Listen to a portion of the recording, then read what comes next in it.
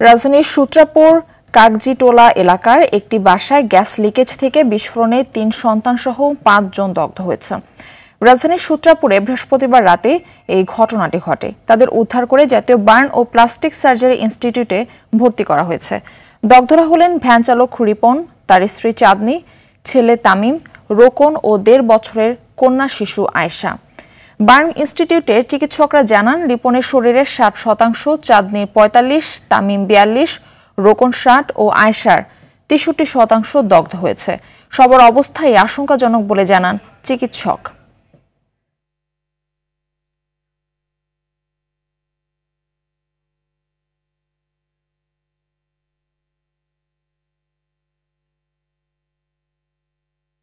দর্শক, এই বিষয়ে বিস্তারিত জানাতে বার্ন ইনস্টিটিউট ইউনিট হাসপাতাল থেকে আমাদের সঙ্গে সরাসরি যুক্ত হচ্ছেন সহকর্মী বিপুল দেবরায়।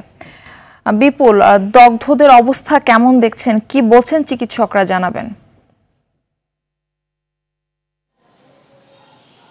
মারপি, আসলে এই গ্যাস লিকেজের যে ঘটনাটি সেটি গতকাল রাতে ১:৩০টার দিকে ঘটে এবং সেখান থেকেই ঘটনার পরেই আমরা জানতে পারি এবং সেখানে আমরা যতটুকু জেনেছি যে একই পরিবারের ৫ জন দগ্ধ হয়েছেন, বিশেষ করে বাবা মা এবং ৩ সন্তান, তাদের মধ্যে ২ জন ছেলে সন্তান এবং কন্যা সন্তান রয়েছেন, যার বয়স হচ্ছে ১.৫ বছর। এবং আমরা আজকে এই বার্ন হসপিটালে এসেছি। সকাল থেকে আমরা দেখতে পাচ্ছি রোগীদের তারা সকাল ৭টা পর্যন্ত কিন্তু রোগীগুলো জরুরি বিভাগে ছিল এবং এখানকার কর্তব্যরত চিকিৎসক আবাসন সার্জন ডক্টর সায়নের সাথে আমাদের কথা হয়েছে। উনি বলেছেন যে ৫ জন রোগীর সবাই কিন্তু আশঙ্কাজনক, অর্থাৎ তাদের শরীরের প্রায় ৪৫ থেকে একেবারে ৬৩% পর্যন্ত পুড়েছে, অর্থাৎ প্রত্যেকটা পরিবারের সদস্য সংখ্যা ৬০ থেকে ৮৬ সংখ্যা পড়েছে এবং বিশেষ করে শ্বাসনালী হতে শুরু করে বিভিন্ন গুরুত্বপূর্ণ যে অঙ্গগুলো আছে সবগুলো কিন্তু এই পোড়ার ঘটনাটি ঘটেছে। এবং তিনি জানিয়েছেন যে আসলে তাদেরকে নিবিড় পর্যবেক্ষণের জন্য তাদেরকে শিফট করা হয়েছে নিবিড় পর্যবেক্ষণ কেন্দ্রে এবং সেখানে চিকিৎসকরা তাদেরকে চিকিৎসা দিচ্ছেন। তারা আমাদেরকে এমনটাই জানিয়েছেন। সেই সাথে তারা বলছেন যে আসলে গ্যাস লিকেজের যে বিষয়টি